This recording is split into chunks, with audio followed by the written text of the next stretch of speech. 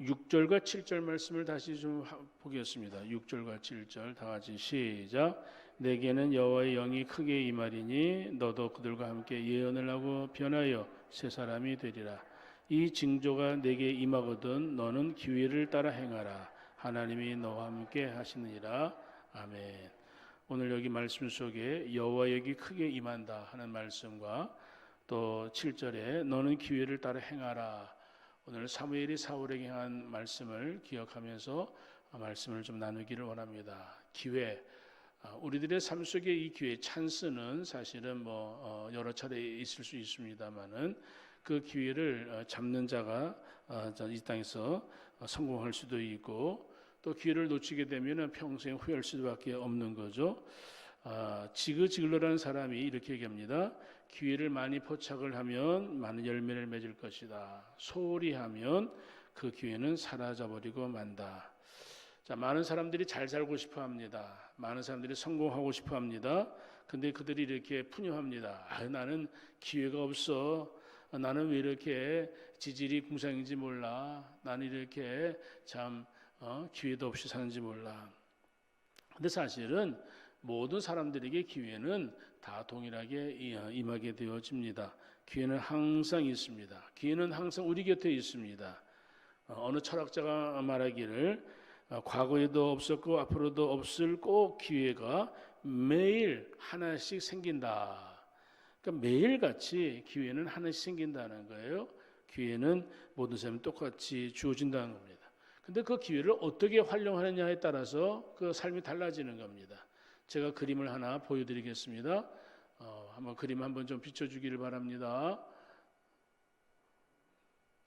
자, 여러분 이 그림 혹시 이 그림 제목을 아시나요? 지금 여기 보면은 사람 같은데 날개가 있고요.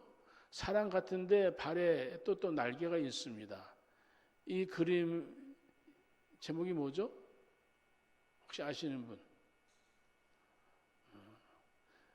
그리스의 시라큐스라는 거리 가면은 이상한 동상 하나가 있습니다. 사람들이 보면 이상해 보이거든요. 지금 자세히는 보지 못하는데 여러분들 얼굴을 좀 보시길 바랍니다. 눈 위에 이 사람 머리털이 있어요, 없어요?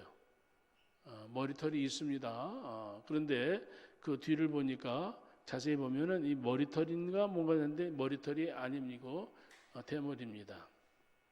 사람들이 이게 뭐야? 관광객들이 보고 웃습니다. 그런데 이 그림을 보다가 사람들이 감명을 받습니다. 왜냐하면은 이 동상 밑에 뭐 글이 써져 있는데 이렇게 써져 있습니다. 동상 아래에 다음과 같은 질문에 긁혀 있습니다. 누가 그대를 만들었는가? 리스포스. 왜 날개가 발에 달려 있는가? 날개가 왜 발에 달려 있는가? 빨리 사라지기 위해서. 왜 그대의 앞머리는 그렇게 무성한가? 앞머리 보여주세요. 앞머리. 왜 그대의 앞머리는 이렇게 무성한가? 내가 지나갈 때에 사람들이 나를 붙잡을 수 있도록. 자, 또 그런데 그대의 뒷머리는 왜 대머리인가? 내가 지나가면 다시 붙잡지 못하도록. 그대의 이름은 무엇인가? 내 이름은 기회다. 이 그림의 내용인즉슨 오늘 날개가 발에 달려져 있고 또 날개가 또 있는 그러한 모습 속에 앞머리가 무성하고 뒷머리는 대머리. 앞머리 무성한 거는 좀 잡으라고 기회를 준 거예요. 근데 그 기회를 못 잡으면 대머리, 머리털이 없으니까 못 잡는다 이 말입니다. 오늘 우리가 살아갈 때에 오늘 이 땅에 모든 그런 행운의 여신들이 모든 사람들에게 찾아옵니다. 그런데 그 주인이 그것을 맞이할 준비를 하지 않으면 그 행운의 여신은 집 밖에 바로 나가버려, 창문 밖으로 바로 날아가 버린다는 거예요. 우리의 삶에 기회가 여러 번 있을 수 있는데 종종 그 기회들이 우리에게 스쳐 지나간 것처럼 느낄 수밖에 없다는 거죠. 그 기회를 잡으면은 단숨에 성공할 수도 있지만 기회를 놓치면 평생 후회할 수밖에 없다는 겁니다. 사람은 누구나 자기 운명을 결정하는 설계사다 그렇게 이야기합니다. 오늘 7절에 이 징조가 내게 임하거든 너는 기회를 따라 행하라.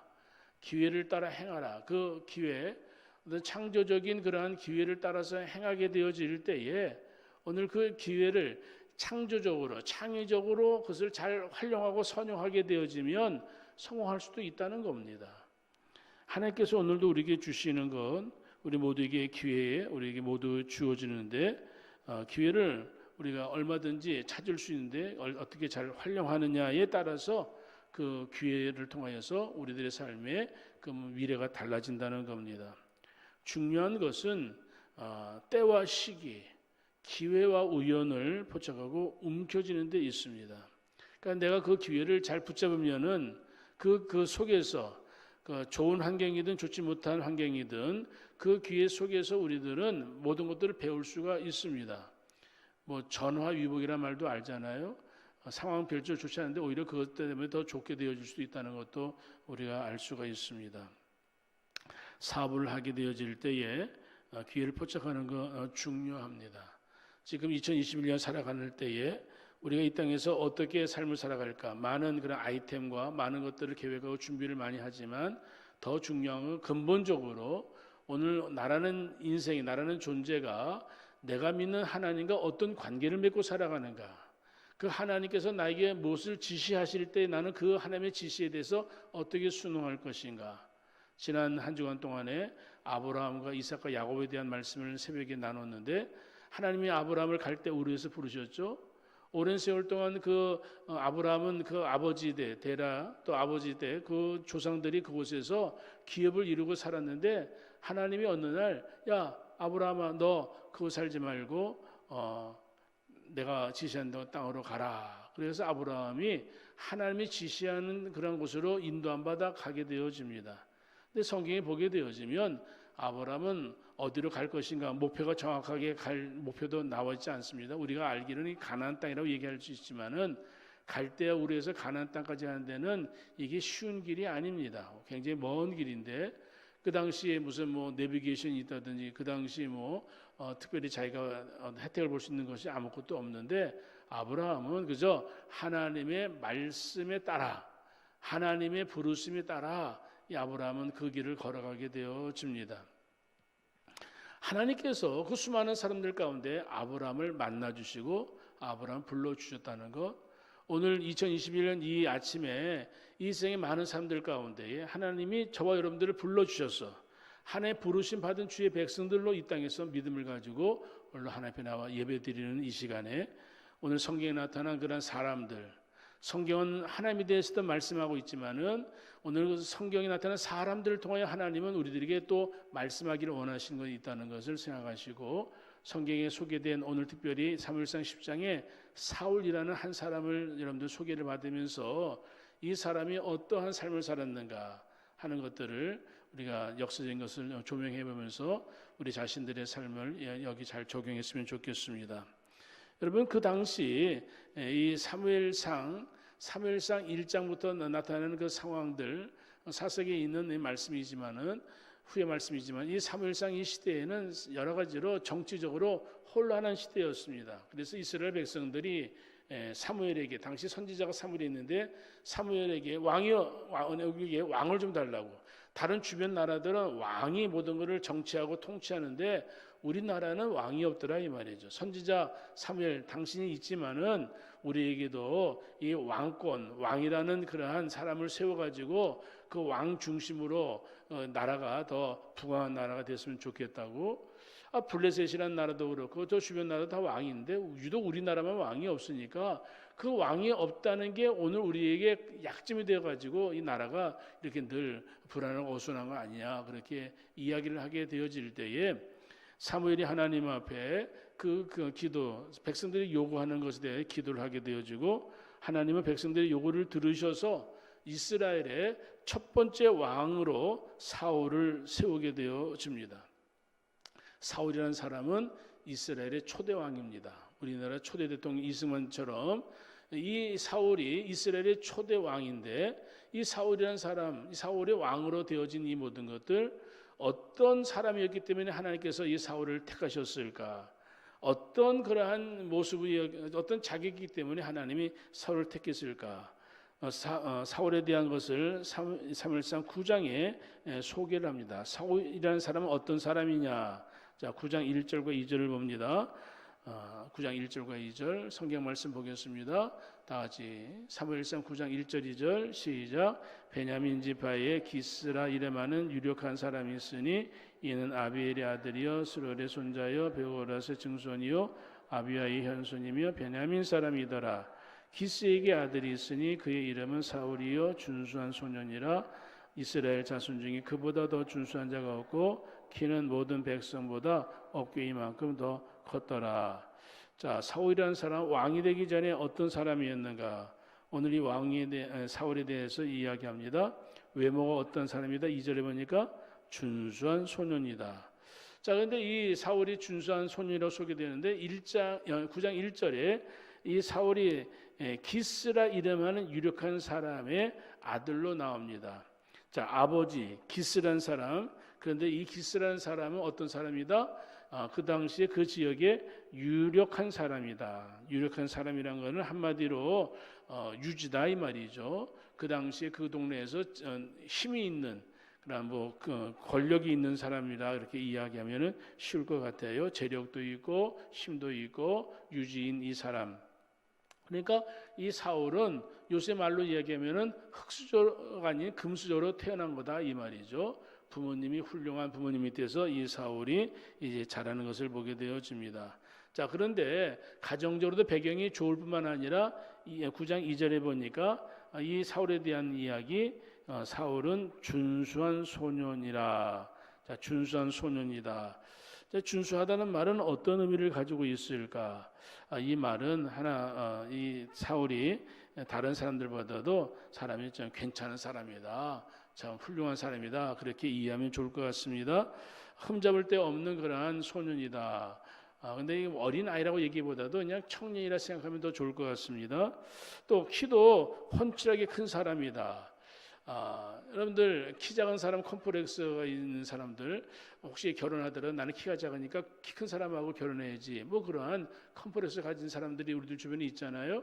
키 큰 게 어떻게 생각하면 그냥 사람들에게 참 멋있어 보이지 않습니까?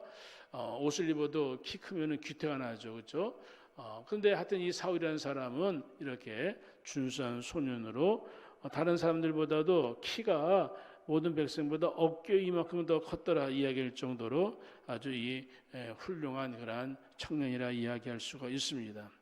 자, 이 사울이라는 사람이 외모만 이렇게 성실했는가? 그렇지 않습니다. 아주 일하는데도 아버지가 암나기를 잃어버렸을 때에 오늘 그 사울한테 그것을 좀 찾아오너라 그렇게 얘기했을 때에 아버지의 명령에 따라서 먼 길을 마다하지 아니하고 두루다니면서 찾아오게 되어집니다. 아버지에 대한 그런 효도하는 마음이 있었던 사울입니다. 아버지가 어떤 명령을 하더라도 이 사울은 아버지의 뜻에 순종하면서 효도하는 그런 아들이었습니다. 자, 외모도 훌륭합니다. 오늘 그 성실한 그런 청년입니다. 또 그럴 뿐만 아니라 오늘 여기 9장 21절 예에 보게 되어지면 오늘 이 사울이 오늘 이렇게 얘기합니다. 나는 9장 21절 이스라엘 지파의 가장 작은 지파 베냐민 사람이 아니니까 나의 가족은 베냐민 지파 모든 가족 중에 가장 미약하지 아니하니까 그러면서 이 사울이 내가 왕으로 지명되었으면은 이제 나를 알아보셨냐고 내가 왕이 되고도 남죠. 우리 아버지 얼마나 훌륭한 사람이고요. 나 괜찮은 사람이라 나 능력 있어요. 실력도 있고요. 그러면서 아이고 하나님은 사람을 잘 알아보시네. 그렇게 이 사울이 이야기할 수도 있을 터인데 왕으로 나를 갖다가 추천해 주신다고요? 나를 하나님이 지목하셨다고요? 그거는 말도 안 되는 말입니다. 우리 집안 베냐민 지파 가운데에 우리 집안 우리 아버지 그렇게 그냥 훌륭하기보다는 그냥 보통 사람입니다. 그러면서 이 사울이 굉장히 참 겸손한 그러한 모양으로 이야기를 합니다. 겸손의 미덕도 갖추고 있는 사울을 생각해 본다면은 용모도 괜찮죠, 집안 내력도 괜찮죠, 또 그 말하는 그 인격의 됨됨이도 괜찮고 그러다 보니까 사울 정말로 훌륭한 면이 한두 가지가 아니에요. 또 거기에다가 오늘 이 사울은 제사장 하나님을 잘 섬기는 그런 사람이었습니다. 선지자를 찾으러 가게 되어질 때에 빈손으로 가지 아니하고 내 손에 은 한 세겔의 4분의 1을 가지고 하나님의 사람에게 드려가지고 그 선지자를 섬기는 모습으로 이 사울은 나타납니다. 그러니까 사무엘상 이 9장의 사울의 모습에 대한 것을 전반적으로 쭉 이야기할 때에 왕으로서의 자격이 있느냐, 왕으로서의 자격은 차고 넘치는 것 같아요. 좋은 집안에 또 훌륭한 인품을 가지고 있고 외모도 그만하면 괜찮고 하나님을 섬기는 것도 괜찮아 보이는 그런 사람으로 나타납니다. 그런데 이 그런데가 문제예요. 그런데 사무엘상 31장에 보게 되어지면 사울이 전쟁터에 나가서 스스로 자기 칼에 스스로 목숨을 끊는 일이 나오게 되어집니다. 그리고 그 전에 쭉 사무엘상 10장부터 쭉 이제 31장까지 나오는 과정 속에서 사울의 모습을 보게 되어지면 여러분들이 잘 아는 대로 다윗에 대한 시기와 미움 때문에 하나님께서 사울을 이미 버리셨는데도 계속 왕위를 가지고 있으면서 그 왕권을 가지고 오직 사울을 죽이는 데만 아주 그냥 다윗을 죽이는 데만 사울이 힘을 쏟는 것을 보게 되어집니다. 어느 때는 답답하니까 이 사무엘이 이미 죽은 상태니까 어느 선지자한테 쫓아가가지고 자기에 대해서 기도해달라든지 미래에 대해서 물어보는 것이 아니라 너무 가슴이 답답하고 마음이 허하니까 사람을 찾아갑니다. 어떤 여인을 찾아가냐면은 신접한 여인, 오늘로 얘기하면은 점치는 여인, 무당이다 이 말이죠. 하나님을 섬기는 사울이 누구를 만나냐면 무당을 만나는 거예요. 잘못된 만남이죠, 그렇죠? 그런데 이 사울이 그렇게 잘못된 만남이 될 수밖에 없는 이유가 뭐냐? 그의 마음에 하나님의 영이 떠난 거예요. 그의 마음에 하나님의 은혜가 떠나게 되어지니까 자기는 살고 싶고 자기는 자기의 삶에 대한 어떤 애착도 있고 그러다 보니까 이 사울이 신접한 여인에게 찾아가가지고 내가 지금 상황이 안 좋은데 내가 앞으로 어떻게 되겠느냐 그러면서 이 사울이 그러한 짓을 하게 되어집니다. 하나님 보시기에 가장 악한 거예요. 하나님을 찾지도 아니하고 세상의 그러한 거짓 신에게 쫓아가가지고 자기의 그러한 특별히 죽은 사무엘을 좀 보여달라고 죽은 사무엘을 보여달라는 그 말에 신접한 여인이 죽은 사무엘을 보여줍니다. 자, 그런데 여러분들 우리가 알아야 될 것은 영적인 그런 세계가 분명히 있다는 것을 우리가 볼 수가 있습니다. 꿈자리에 사나운 꿈을 꿨다는 것, 그 이상으로 어떤 상황 속에 있게 되어지면은 사람의 그런 현혹하는 영, 그런 미혹하는 영들이 사람을 잡게 되어지면 자기 정신을 쏙 빼가게 되어지면은 엉뚱한 일도 보게 되어지고 거기에 두려움에 더 잡힐 수밖에 없는 거죠. 자, 사울이 그러한 상황 속에 아까 얘기했던 사무엘 31장에 비참하게 죽음을 당하게 되어집니다. 자, 다시 한번 얘기합니다. 사울은 때로는 선지자를 찾아갈 때에 선지자를 잘 섬기는 마음으로 하나님을 경외하는 마음으로 하나님이 나를 지목해 주셨으니 내가 감사할 따름입니다. 근데 나는 부족합니다. 그런 겸손했던 그런 사람이 이 사울의 그러한 역사 속에 보게 되어지면 겸손함이 다 사라지게 되어집니다. 또 다윗 여러분들 등장할 때에 사울이 열을 받잖아요. 여러분들 잘 아는 대로 골리앗 사건이 있었습니다. 블레셋 장군 골리앗이 쳐들어왔을 때에 사울 왕을 비롯한 많은 그런 장군들이 골리앗 앞에 나가서 선뜻 싸울 수가 없는 거예요. 사울이 다른 사람보다도 키가 월등히 큰 준수한 사람. 그런데 사울보다도 더 힘이 있고 더 큰 골리앗이 와가지고 큰 소리 치니까 사울이 기가 죽어가지고 그냥 여러분들 숨게 되어집니다. 바로 그런 상황. 왕도 골리앗 앞에 쩔쩔매고 하나님을 모독하는 골리앗 앞에 모든 이스라엘 백성들이 말 한마디 하지 못하고 다들 죽을까 봐 그냥 불안해하는 그런 상황 속에 다윗이 마침 아버지의 심부름을 갖다가 형들한테 갔는데 상황이 그런 것을 보게 되어져 가지고 골리앗이 하나님을 욕하는 것에 이 다윗이 이 가슴이 뜨거워져요. 저 골리앗이 하나님을 욕하는데 이 지금 가만히 보니까 우리 왕 사울도 그냥 또 겁이 많아 쩔쩔매고 있지는 않나. 형들도 그냥 그러지 않는가. 그래가지고 다윗이 골리앗 앞에 나가려고 할 때에 형들이 이제 다윗을 야단치잖아요. 여러분, 자기 동생이 저 골리앗 앞에 나가서 싸우겠다는 걸 이야기하니까 하룻강아지 법무서인지 모르냐면서 야단치지 않겠습니까? 그런데 다윗이 그 골리앗 앞에 나가서 싸우겠다는 게 의지를 보일 때에 어떻게 해가지고 다윗이 사울 왕한테 가게 되어집니다. 어느 누구도 골리앗 앞에 나가 싸우겠다는 사람이 없는 그러한 상황에 다윗이 골리앗 앞에 싸운다고 이야기했을 때에 사울이 다윗을 보니까 기특합니다. 그런데 사울이 목동이니까 전쟁을 할 준비가 아무것도 돼 있지 않아요. 갑옷도 없고 뭐 칼도 없고, 야, 너 골리앗 앞에 나가서 싸우려면 최소한 갑옷은 입어야 되지 않느냐? 내가 입은 갑옷을 벗어줄게. 그러면서 이 갑옷을 다윗에게 입혀줍니다. 그런데 다윗이 그 갑옷을 입으니까 얼마나 그 갑옷이 무거워요. 그래서 다윗이 말합니다. 이 갑옷 내가 내 몸에 맞지 않습니다. 이 갑옷 벗어놓겠습니다.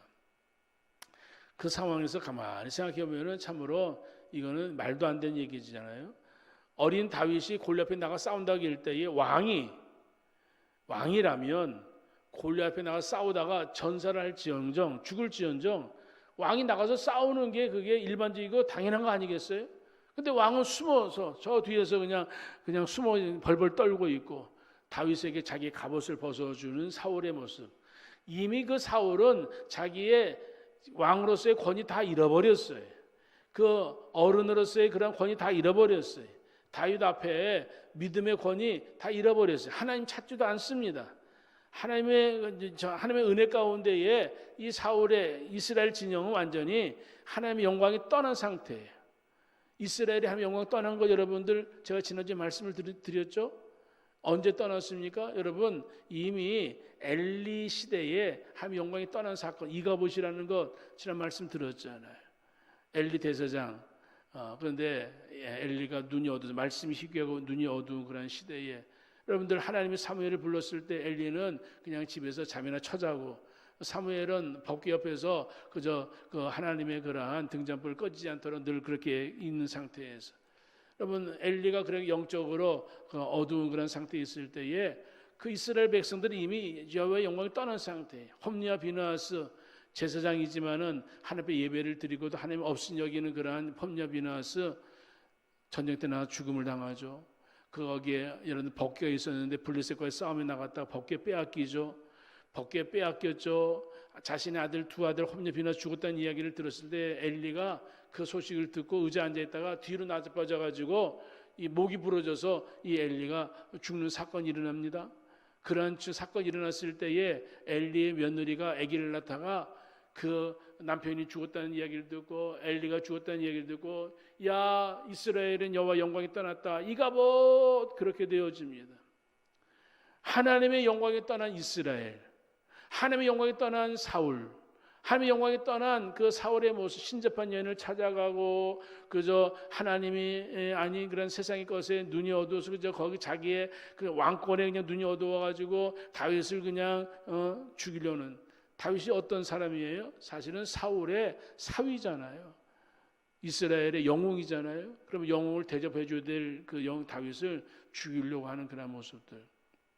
왜 그럴까?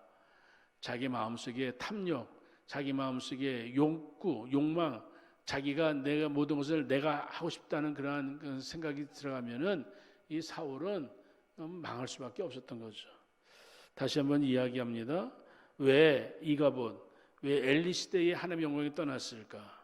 왜 사울에게 하나님의 영광이 떠났을까? 하나님이 저에게 주신 좋은 집안에 태어나고 또 다른 사람들 키도 월등하게 큰 준수한 아주 용모하고 멋있는 그런 사람이고 또 그가 하나님을 경외하는 그러한 믿음의 사울이 한때는 그런 모습이 보이지만 오늘 사울이 하나님이 주신 귀한 아름다운 것들을 잘 간직을 못했어요. 지키지를 못했어요. 믿음을 지키지 못했어요. 하나님의 은혜를 귀한 것을 지키지를 못했어요. 그러다 보니까 사울이 하나님이 주신 귀한 은사들, 하나님이 주신 귀한 아름다움을 지키지 못했을 때에 사울은 무너질 수밖에 없었습니다. 거기에 비해서 다윗은 여러분 하나님 보시기에 그의 눈이 빼어나고 얼굴이 아름답다라 하는 모습으로 다윗의 아름다움을 이야기합니다. 또 창세기 39장에 보면은 요셉이라는 사람을 소개하는데 요셉이 하나님 보시기에 용모가 아름답고 준수하고 아름다웠다. 성경에서 왜 요셉을, 왜 야곱을 왜 그렇게 이야기할까? 또 성경에 다니엘을 보게 되어지면 다니엘이 오늘 바벨론 포로로 끌려갔을 때에 오늘 왕의 특별한 하나님의 특채 받아가지고 왕궁에서 왕실에서 공부하는 그러한 좋은 케이스에 다니엘이 들어가게 되어지죠. 다른 사람들 보면은 다니엘, 야 너는 행운아야. 너 왕에게 직접 공부를 하게 되어지면 나중에 너 이 바벨론에서 한 자리 차지할 수 있는 거 아니냐? 사람이 부러워하는 그 자리에 다니엘이 들어갔어요. 근데 공부를 하는 가운데에 다니엘에게 문제가 생겼습니다. 왜냐하면은 그 학교에서 왕실 학교에서 주는 음식을 먹는데 가만히 보니까 음식 먹어서는 안 될 음식이더라 이 말이죠. 그래가지고 다니엘이 말합니다. 환관장한테 내가 이 음식을 먹음으로 내 몸이 내 마음이 더럽혀질 것 같으니까 나이 먹을 수 없습니다. 아니 음식 자체가 깨끗하고 더러운 건 아닌데 왜 그렇게 얘기했느냐면은 그 당시 바벨론에서 오늘 대부분의 그 음식들은 우상 앞에 모든 걸 바쳤다가 오는 음식들이었다는 것을 다니엘이 알고 있었기 때문에 우상에게 바쳤던 음식을 먹으면 내 영, 내 마음이 더럽힘을 받을까 나는 먹지 못하겠습니다. 그 상황 다니엘이 정신 나간 거죠. 바벨론 포로로 끌려와가지고 환관장한테 잘 보여도 될까 말까 하는 그런 자리였는데 환관장한테 미운털 박히겠다고 다니엘이 지금 자기의 신앙을 지키겠다고 지금 다니엘이 못난 모습을 보이는 것 같은 그런 상황이 되어진 거예요. 그런데 환관장이 그것에 참으로 야, 이 뭐야? 이 유대인의 그런 아이들 가운데 이상한 아이들이 있네. 그리고 야, 너 이 왕실 나가. 그렇게 다니엘을 쫓아낸 게 아니라 이 환관장이 그래? 네가 그렇게 얘기한다면 그래. 네가 이기는지 내가 이기는지 좀 보자. 그 대신 열흘 동안 이 왕궁의 음식 내가 주는 거 먹지 않는다고 그랬으니까 채소만 먹어라. 여러분들 채소만 먹게 되어지면 일반적으로 우리들 상식적으로는 얼굴이 그렇게 뭐 빛이 날 수 있을까? 뭐 여러 가지 상황들을 생각해 볼 수 있겠지만 여하튼 간에 그 날짜가 지나갔을 때에 그 시험 기간이 끝났을 때에 다니엘의 얼굴을 보았더니 다른 바벨론의 친구들 얼굴보다도 얼굴이 더 아름답고 빛이 나더라 이 말이죠. 다니엘이 무슨 생각 가지고 그런 얘기를 했을까? 오늘 세상 살아갈 때에 어떻게 하든지 한 자리 차지하려면은 자기보다 더 높은 권력 있는 사람한테 잘 아부하고 눈에 좀 들어야 다음 기회에 있어야 더 좋은 자리 영전하는 거 아니겠어요? 세상은 힘의 논리로 사는 거잖아요. 세상은 권력에 힘이 있는 자들 앞에 세상 모든 사람들 다 무릎 꿇게 돼 있잖아요.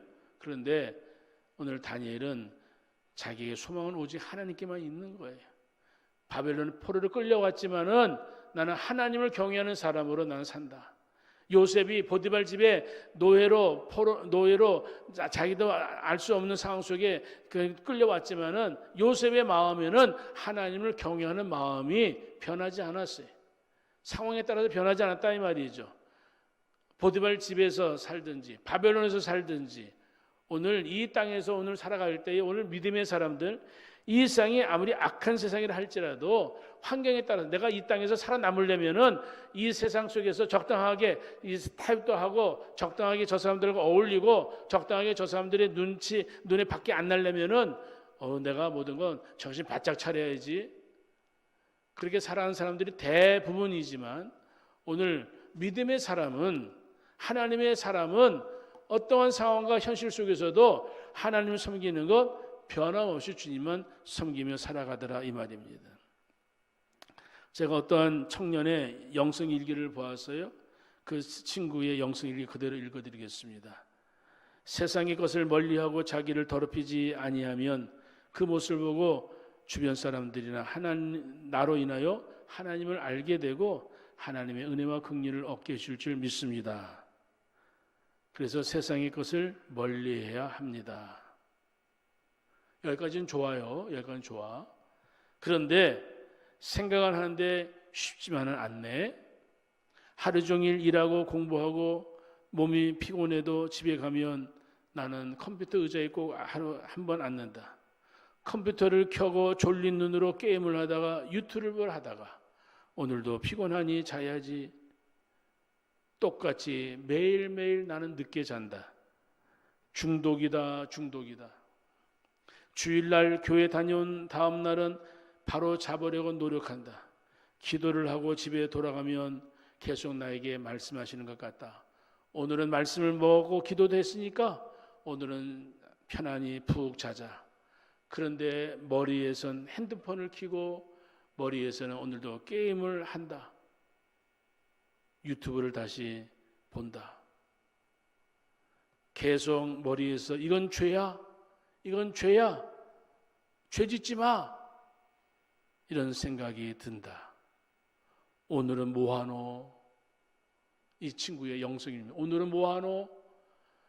하나님을 믿는 그런 청년인데 일하고 저녁에는 컴퓨터 앉아서 맨날 게임이나 하고 그렇게 하다가 주일날 교회 가서 주의 말씀을 들으면은 그래도 내가 하나님 믿는 사람이니까 믿음으로 살아야지 머리로는 생각한다 이 말이죠. 근데 또 컴퓨터에 앉아가지고 또 게임하다가 또 저녁에 잠을 들고 게임 중독. 우리들 주변에 일반적인 그러한 우리 아이들의 얘기가 아닌가 생각이 되어집니다. 자, 오늘 사무엘하 14장에 보면은 다윗의 아들 압살롬이라는 그런 청년이 나옵니다. 자, 압살롬 소개합니다. 사무엘하 14장. 온 이스라엘 가운데 압살롬같이 아름다움으로 크게 칭찬받는 자가 없었으니 저는 발바닥부터 정수리까지 흠이 없습니다. 그 머리털이 무거움으로 연말마다 깎았으며 그 머리털을 깎을 때에 달아본 적 왕의 저울로 200세겔이었더라. 아니 성경에 압살롬을 소개하는데 다윗의 아들 압살롬 그러면 될 건데 다윗의 아들 압살롬은 이렇게 얘기합니다. 아름다움으로 크게 칭찬받는 자가 없었으니. 그러니까 압살롬보다 아름다운 사람이 없다 이 말이죠. 오늘로 이야기하면은 이 압살롬이 오늘로 얘기하면은 그냥 짱이다 이 말이에요. 아까 사울 얘기했잖아요. 사울이 준수한 소년이다. 이스라엘 자손 중에 그보다 더 준수한 자가 없다. 사울이 그 당시에 사울보다도 더 훌륭한 멋있는 그런 남자들이 없다 이 말이죠.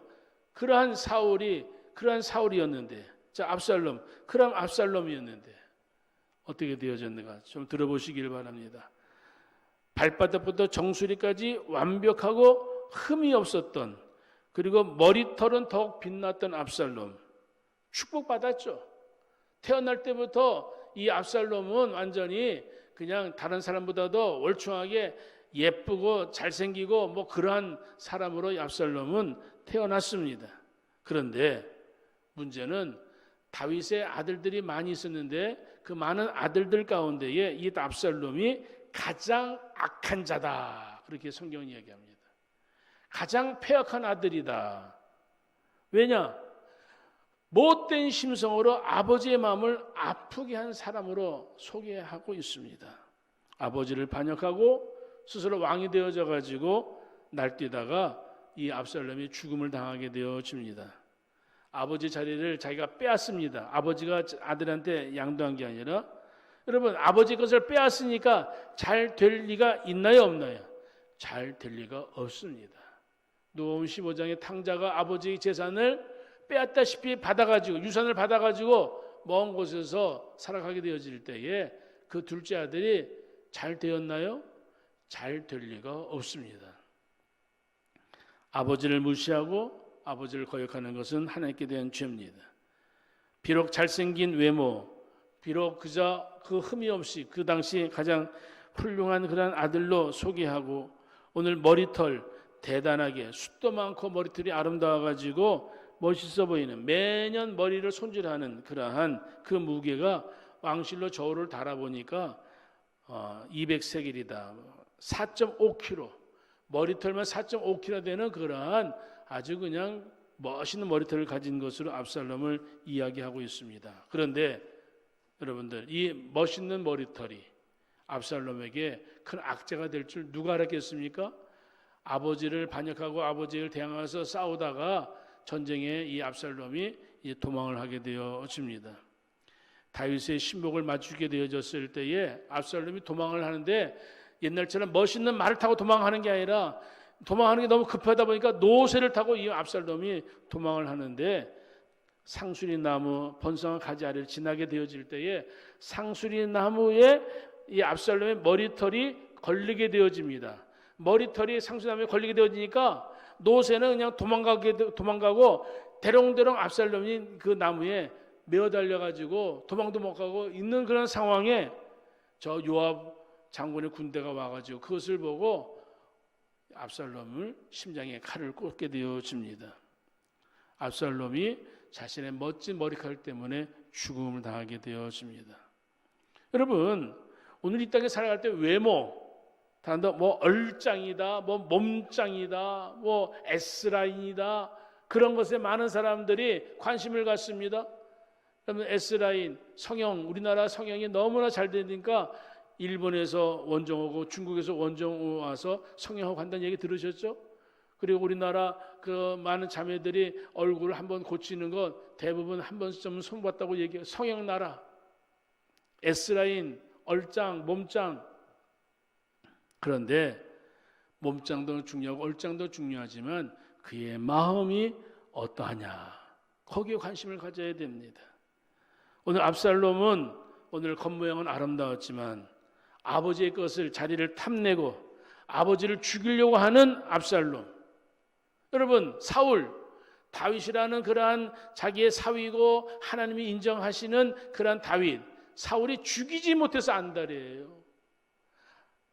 다윗 죽이지 못했던 안달했던 사울이나 압살롬, 아버지를 죽이지 못했던 그러한 압살롬이나 남을 죽이지 못해가지고 그냥 속에서 그냥 늘 미움과 분노와 시기 속에 있는 그 인생, 아무리 좋은 집에 살아도, 아무리 좋은 옷을 입어도, 아무리 외적으로 멋있는 그런 뭐 사람이라 할지라도 그의 내면에 들어가게 되어지면 그의 마음에 여호와의 영, 하나님의 은혜가 없으면 그 사람은 망할 수밖에 없는 거예요.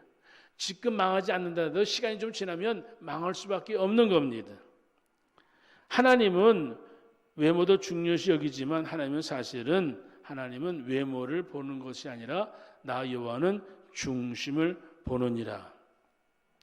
우리의 인생, 우리의 가정, 내 자녀들 좋은 스펙을 쌓고 좋은 직장을 다니고 좋은 그러한 삶을 살기 위해서 좋은 사람 만나서 결혼하고 그런 것 여러분 중요하다 생각하지만은 그 세상 사람들의 이야기입니다. 오늘 믿음의 사람들은 더 중요한 거는 하나님 보시기에 영적으로 건강한 사람들, 하나님 보시기에 그 심령이 아름다운 사람들, 여러분 그러한 사람들이 오늘 예수를 믿는 믿음의 사람으로 하나님 앞에 인정받고 귀하게 쓰임받게 될 줄 믿습니다. 하나님이 쓰시는 그릇은, 하나님이 인정하신 그릇은 그 중심이 하나님 앞에 바른가, 그의 마음이 하나님 앞에 하나님을 기쁘시게 하는 마음인가, 자기의 고집을 내세우는 것도 아니고 자기의 욕망을 내세우는 것도 아니고 하나님이 기뻐하신 뜻이 무엇인가를 생각하고 살아가는 것, 오늘 우리 믿음의 사람들이 관심을 가져야 될 것이고 거기에 최선을 다해야 될 줄 믿습니다. 여러분은 어떤 부분에 열심을 다해 가꾸고 있습니까? 외모를 가꾸는 일에 여러분들 겉모양이 그럴듯한 사람들로 여러분들 스스로 만들어 가려고 여러분들 아마 노력하고 있다면 다시 한번 이 아침에 여러분들 생각해 보시기를 바랍니다. 하나님 보시기에 마음을 중심이 하나님 보시기에 쓸만한 사람들로 만들어갈 수 있기를 주님을 축복합니다. 이사야 53장에 예수님의 예언에 대한 선지자 이사야의 예언을 좀 읽기를 원합니다. 그는 주 앞에서 자라나기를 연한 순 같고 마른 땅에서 나온 줄기 같아서 고운 모양도 없고 풍채도 없은즉 우리의 보기에 흠모할 만한 아름다운 곳이 없도다. 나사렛 예수, 너 시골뜨기 아니야? 나사렛 예수, 너 공부 얼마나 했어? 너 직업이 뭐야? 나사렛 예수, 너네 아버지, 너네 엄마 어떤 사람이야? 여러분, 사람들이 예수님이 기적을 일으켰을 때에 저 나사렛 예수, 나사렛에서 무슨 선한 것이 있겠어? 나사렛에서 무슨 일이 일어나겠어? 사람들은 그 어떤 동네, 어떠한 그 고향 그런 얘기를 많이 합니다. 예수님은 외모로도 아름다울 것이 없는 분이 목수의 아들이고요. 예수님 이 땅에 태어나서 30년 동안 참으로 예수님의 그 삶에 고난 속에 연속했지만 성경에서 이야기하는 예수님의 모습, 이사야 선지자 말할 것처럼 그 모양도 없고 풍채도 없는, 흠모할 만한 것이 없는, 그런데 예수님이 하나님의 아들로서 주의 선한 일을 했을 때 12제자가 쫓아다니고 수많은 사람들이 쫓아다니면서, 아니 하나님의 영광을 나타낼 수 있는 하나님의 귀한 사람이 되었던 것, 예수. 오늘 우리가 믿는 예수는 바로 그런 분 아니겠습니까? 사도 바울이 말합니다. 우리가 이 보배를 질그릇에 가졌으니 이는 능력이 심히 큰 것이 하나님께 있고 우리에게 있지 아니함을 알게 하려 함이라. 여러분, 우리는 질그릇 같은 존재인데 우리가 이러한 껍데기, 질그릇 같은 껍데기에다 뭘 담았어요? 보물을 담았다. 예수를 담았다. 오늘 예수를 담았기 때문에 우리는 비록 질그릇이지만 하나님 보시기에 아름다운 그릇이다 이 말이죠. 하나님 보시기에 주님이 기뻐하시는 사람이다 이 말이죠. 외모로만 사람을 판단하면 성경은 죄라고 이야기합니다. 야고보서 2장 9절에 너희가 외모로 사람을 취하면 죄를 짓는 것이다.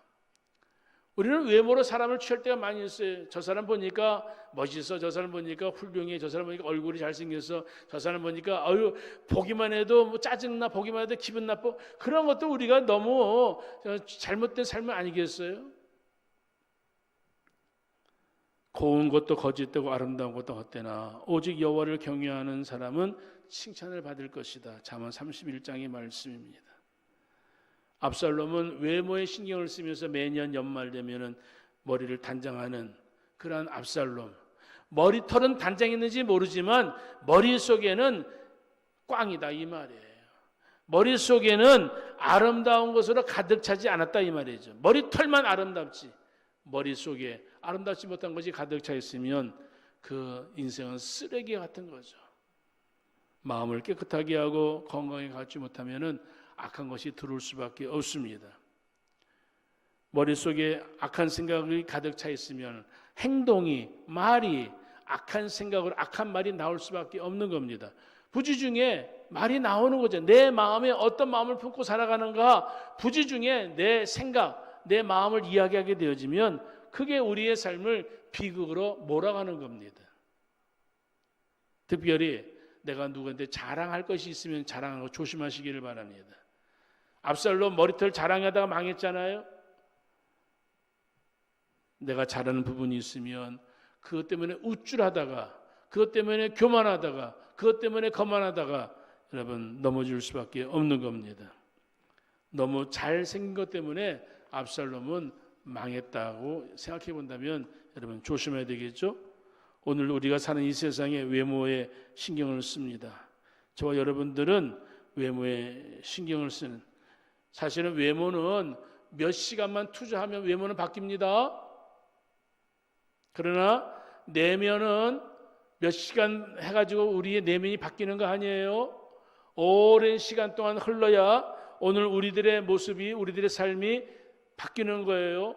그런데 오랜 시간 오랜 시간을 갖지 않아도 바뀔 수 있는 방법이 있어요. 그게 뭐냐면은 여호와의 신이 내게 임하면. 오늘 10장 오늘 6절에 있는 말씀, 내게는 여호와의 영이 크게 임하리니 너는 그들과 함께 예언도 하고 변하여 새 사람이 되리라. 10장 7절, 이 징조가 내게 임하거든 너는 기회를 따라 행하라. 기회를 따라 창조적으로 행하라. 그리하면 하나님이 너와 함께 하시느니라. 하나님이 너와 함께 하시느니라. 어떤 사람에게? 오늘 변하여 새 사람이 된 사람에게, 오늘 하나님께서 내게 주신 기회를 잘 잡아서 하나님을 기쁘시게 하기를 원하는 그 기회를 창조적으로, 창의적으로 하나님의 영광을 받으시는, 하나님이 원하시는 생각을 하고 하나님이 원하시는 행동을 하고 하나님이 기뻐하시는 삶의 모습으로 믿음으로 한 걸음 한 걸음 나아가게 되어지면 그러한 주의 종들에게 하나님이 함께 하시더라. 하나님이 함께 하시면 그 인생은 여러분 끝나는 거죠. 우리의 아름다운 내면을 가꿔야 될 줄 믿습니다. 베드로는 말합니다. 여인들이여, 아름다움은 머리를 꾸미고 금으로 치장하는 게 아닙니다. 아름다움은 숨은 사람을 온유하고 바른 신앙으로 단장하는 겁니다. 우리의 모습을 가꾸는 일에, 외적인 일에 얼마나 집착하는지 몰라요. 홈쇼핑에 보면은 뭘 바르면 얼굴이 팽배해지고 뭐 바르면 어떻게 지고 또 그만 보면은 그냥 사람들이 그냥 거기 혹해가지고 건강식품 맨날 파는 건강식품 제 나이쯤 되면은 다른 사람들이 많은 사람들이 혈관을 청소하려면 여러분 우리들의 마음을 청소하는 게 더 중요해요. 우리들의 이 뇌 속에 무슨 생각으로 가득 차 있는가 그 뇌 속에 청산할 게 죄의 청산이 더 중요해요. 내가 이 땅 살면서 죄를 짓고 살았던 그 모든 것들 다른 사람은 모르고 그냥 주님 앞에 갈 때까지 그냥 그렇게 살겠습니까? 회개하고 주님 앞에 온전한 모습으로 살아야 되는 거죠. 우리의 뇌를 청소해야 되잖아요. 말씀으로 우리의 심령을 청소해야 되잖아요.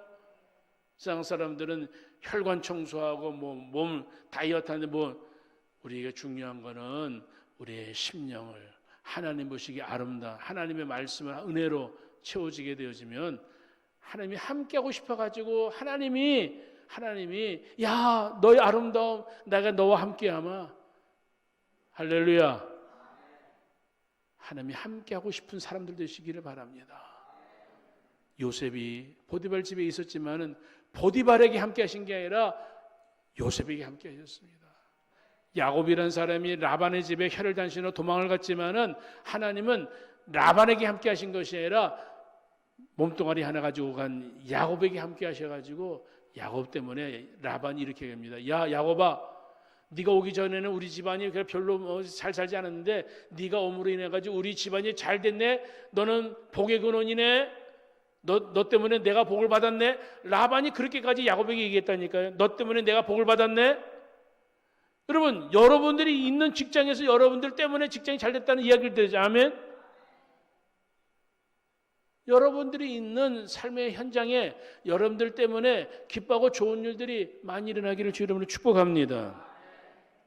그렇게 되기 위해서는 외모를 가지고 사람들 앞에서 자기를 뽐내는 것이 아니라 내적인 아름다움. 근데 이 내적인 아름다움은 여러분 금방 바뀔 수는 없습니다. 제가 보기에는 오랜 시간대 흐릅니다. 하나님의 영이 임하고 주의 은혜를 받아서 믿음으로 내가 한 걸음 한 걸음 믿음으로 살아가는 가운데에 내 생각이 바뀌고 내 언어가 바뀌고 내 행동도 바뀌면서 오늘 내 안에 예수님의 향기, 주님의 은혜의 냄새가 차고 넘치게 될 줄 믿습니다. 어떤 사람을 만났는데 맨날 썩은 냄새만 나는 사람, 맨날 입만 열었다면 세상 이야기하고 입만 열었다면 그저 세상적인 자기 자랑이나 하고 오늘 이 아침에 저는 여러분들에게 10장 6절의 말씀을 축복의 말씀으로 나누기를 원합니다. 10장 6절 다시 보십시다. 시작. 내게는 여호와의 영이 크게 임하리니 너도 그들과 함께 예언을 하고 변하여 새 사람이 되리라. 자, 10장 1절에 사무엘에게 기름을 받습니다. 근데 사무엘이 기름을 부으면서 입 맞추면서 사울에게 이렇게 얘기합니다. 10장 1절에 여호와께서 내게 기름을 부으사 그의 기업의 지도자로 삼지 아니하셨느냐. 여호와께서 너에게 기름 부은 것이다. 사무엘이 기름 붓는데 사무엘이 말합니다. 내가 기름 붓는 거 아니야. 사울, 하나님께서 너한테 기름 붓는 거야. 기름 부으시는 분은 여호와야. 하나님께서 너에게 기름 붓는 거야. 우리 대통령에게 좀 이런 기름 부음이 있기를 주 이름으로 축복합니다. 대통령이 원하지 않더라도 부어줬으면 좋겠어요. 우리 지도자들에게 오늘 여호와의 신이 크게 임하리니 오늘 저한테 여호와의 신이 크게 임하기를 소원합니다. 아멘. 여러분들은 여호와의 신이 크게 임하기를 주 이름으로 축복합니다. 하나님의 은혜와 능력이 함께 하게 되면은 하나님께서 여러분들에게 함께 하시는 거예요. 그리고 하나님이 함께 하시는 믿음의 사람. 자, 7절에 이 징조가 내게 임하거든 너는 기회를 따라 행하라. 기회를 잡아라 이 말이죠. 하나님이 내게 주신 기회인 줄 믿고 믿음으로 잡아라 이 말이죠. 그저 인간의 방법을 가지고 어디 가서 뭘 할까, 어디 가서 누구를 만날까, 어디 가서 신접한 여인 사울이 만났던 거 사람들에게 창피하니까 쉬쉬쉬 하고 만나잖아요. 예수를 믿는 성도들이 국회의원들이 쉬쉬쉬하고 점쟁이 만나가지고 내가 다음에 국회의원 될까 안 될까 옛날에 물어본다는데 여전히 지금도 하고 있는지 잘 모르겠어요. 목사한테 와서 기도 받고 가는 것, 여러분 그것도 중요하지만 기도 받은 다음에 하나님의 함께 하시기 위하여 바르게 정치도 하고 바르게 삶을 살아야 될 줄 믿습니다. 목사한테만 기도 받고 가서 멋대로 살면은 여호와 영이 떠나는 겁니다. 10장 6절에 있는 말씀 다시 봅니다. 여호와의 신이 기름 부음을 통하여서 오늘 사울이 새 사람이 되어지죠. 자, 왕의 대모로 신분이 높아진 거예요. 여러분들, 사울이 옷을 입은 거, 왕이 옷을 입었으니까 달라진 겁니까? 사는 집이 달라진 것을 이야기합니까? 다 같이 따라서 합시다. 새 마음. 새 마음. 여러분, 어떤 집에 살았냐, 뭐 몇십억짜리 집에 살았냐, 몇 억짜리, 몇 천만이 월세냐, 내 집이냐, 그게 중요한 게 아니에요. 그 사람이 중요한 거지. 아멘? 내가 중요한 거예요, 내가. 많은 사람들이 우리 집 몇십억짜리야, 우리 집 몇 억짜리야, 그거 중요한 거 아니에요. 그 사람이 중요한 거지. 무슨 옷을 입었는가, 목사냐, 장로냐, 권사냐, 그게 중요한 게 아니에요. 하나님이 영광이 나타나는 주의 종이 되는 게 중요한 거지. 사울을 보세요. 여러분, 하나님께서 저에게 여호와의 영이 크게 임하게 되니까 그가 가는 곳마다, 여러분 8절에 보니까 예언도 하고 9절에 있는 말씀, 하나님의 새 마음을 주셨으므로 그날 그 징조가 다 응하니라. 그 징조가 응한다면 뭐예요? 하나님이 주신 기회를 잘 잡았다 이 말이에요. 그 징조가 응하니라. 10절에 그들이 산에 이를 때 여호와의 무리가 그 영접하고 여호와의 영이, 하나님의 영이 사울에게 크게 임함으로 그들 중에 예언하더라. 오늘 사울이 사무엘에게 왕으로 기름 부음 받은 다음에 이 사울이 하나님의 영으로 충만 사람들이 가서 예언도 하나님의 영광 나타내는 그 징조를 보니까 사울이 저 달라졌네. 저 기스 아들 사울 아니야? 그런데 저거 기스 아들 사울 달라졌네. 하나님의 영이 임하면 이러한 놀라운 역사가 있는 줄 믿으시기를 바랍니다. 그런데 문제는 16장 14절에 있는 말씀 봅니다. 16장 14절.